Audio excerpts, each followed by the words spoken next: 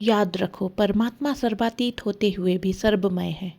ऐसा कोई देश नहीं, काल नहीं, पदार्थ नहीं, प्राणी नहीं, भाव नहीं, धारणा नहीं, जिसमें नित्य निरंतर अविच्छिन्न रूप से परमात्मा विराजमान ना हो। सच्ची बात तो यह है, सभी वस्तुएं वस्तुतः वे ही हैं। याद रखो, ऐसे सदा सर्वत्र विराजमान सर्वमय परमात्मा होते हुए भी तुम उन्हें प्राप्त करके शाश्वती शांति लाभ करने से इसलिए वंचित रहते हो। तुम्हारा लक्ष्य परमात्मा नहीं है। लक्ष्य यदि परमात्मा हो और परमात्मा इस प्रकार सर्वमय है, ऐसा विश्वास हो जाए, तो फिर चाहे तुम किसी भी सविशेष निर्विशेष साकार निराकार रूप को किसी भी भावना से क्यों ना देखो, तुम्हें परमात्मा की प्राप्ति होगी ही, क्योंकि परमात्मा ही एकमात्र सर्वत्र व्याप्त सर्वस्वरूप सत्य है। याद रखो, तुम्हारा मानव जीवन केवल परमात्मा की प्राप्ति के लिए ही है और उनकी प्राप्ति तुम्हारी एकांत इच्छा के अधीन है। परमात्मा की प्राप्ति में ही जीवन की सार्थकता और सफलता है। इसके बिना सभी कुछ व्यर्थ और अनर्थ रूप है।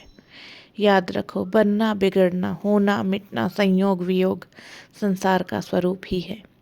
इसके पदार्थों को यदि तुम नित्य बनने वाले, नित्य होने वाले और नित्य संयोग रूप बनाना चाहोगे तो यह असंभव है। ऐसा हो ही नहीं सकता। जन्म के साथ मृत्यु यहाँ ही है, और यदि कहीं अपेक्षा से कोई वस्तु अधिक काल स्थायी हो भी गई तो वह सुख रूप ही होगी। ऐसा नहीं मानना चाहिए। जब तक मन में अभाव की अनुभूति और अभाव पूर्ति की कामना रहेगी, तब तक किसी भी पदार्थ से कभी सुख नहीं होगा। सच्ची बात तो यह है कि पूर्ण नित्य सत्य और चेतन परमात्मा की प्राप्ति के बिना जीव के अभाव का नाश कभी होता ही नहीं, क्योंकि जीव परमात्मा का ही सनातन अंश है। इसलिए स्वाभाविक ही पूर्ण नित्य सत्य और चेतन को ही चाहता है। अपूर्ण अनित्य असत और जड़ पदार्थों को उसका अभाव कैसे मिट सकता है। याद रखो, यदि तुम जगत के स्वरूप को ना समझकर उसी में फंसे रहोगे, उसी में अनुकूलता अनुसंधान तथा निर्माण करने में लगे रहोगे, तो अनुकूलता तो मिलेगी ही नहीं, परमात्मा का भजन नहीं होगा और इसलिए तुम्हारा मानव जीवन ही असफल हो जाएगा। इसलिए तुम्हारा मानव जीवन ही असफल हो जाएगा। अतएव तनिक भी देर ना करके जीवन के असली ध्येय के प्राप्ति में लग जाओ। यहाँ प्रारब्धवश जैसा जो कुछ होना है उसे स्वच्छंदता से होने दो।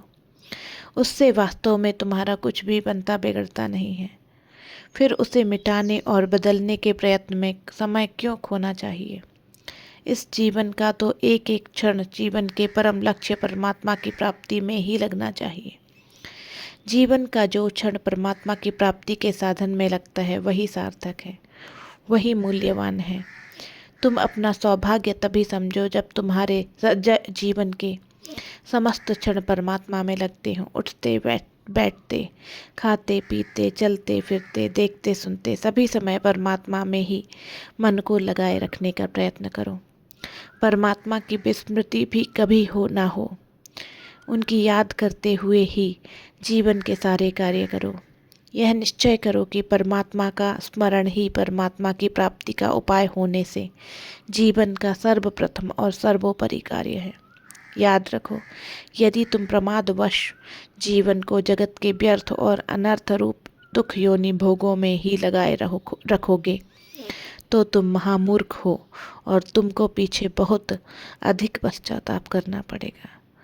पर उस समय कोई उपाय तुम्हारे हाथ में नहीं रह जाएगा। इसलिए भगवत कृपा से प्राप्त मानव जीवन रूप इस सुअवसर को मत खो। इसका एक एक क्षण परमात्मा की प्राप्ति के साधन में ही लगाओ। तुम धन्य हो जाओगे, सदा के लिए पूर्ण सुख होकर प्राप्त कृतार्थ हो जाओगे।